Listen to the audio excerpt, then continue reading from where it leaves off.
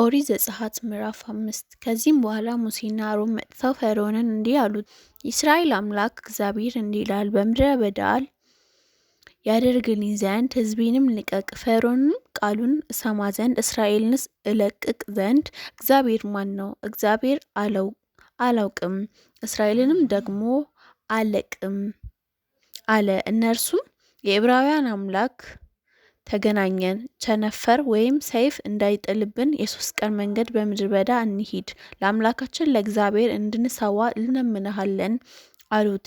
የግብፅ ንጉሥም አንተ ሙሴ አንተም አሮን ሕዝቡን ለምን ስራቸውን ታስተዋላችሁ? ወደ ተግባራችሁ ሂዱ አላቸው። ፈርዖንም እነሆ የምድር ሕዝብ አሁን በዝቷል፣ እናንተም ስራቸውን ታስፈታላችሁ አለ። ፈርዖንም በዚህ ቀን የሕዝቡን አስገባሪዎች ሹማምቶችም እንዲህ ሲል አዘዘ፣ እንደ ዘወትሩ ለጡብ ስራ ደግሞ ገለባ ለሕዝቡ አትስጡ፣ ነገር ግን እነርሱ ሄደው ገለባ ይሰብስቡ።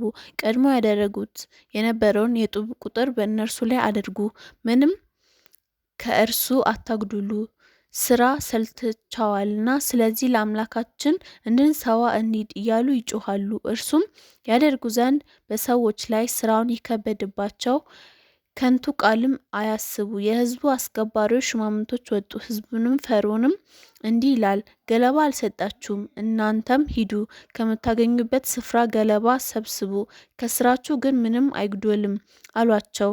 ሕዝቡም ስለ ገለባ እብቅ ሊሰበስቡ በግብፅ ምድር ሁሉ ተበተኑ። አስገባሪዎችም ገለባ ትቀበሉበት እንደ ነበር ጊዜ የቀን ስራችሁ ጨርሱ እያሉ አስቸኩሏቸው። የፈርዖን አስገባሪዎች ቀድሞ ታደርጉ እንደነበራችሁ ትናንትና ዛሬ የተቆጠሩ ጡብ ስለምን አትጨርሱም እያሉ በእስራኤል ልጆች ላይ የተሾሙትን አለቆች ገረፉ።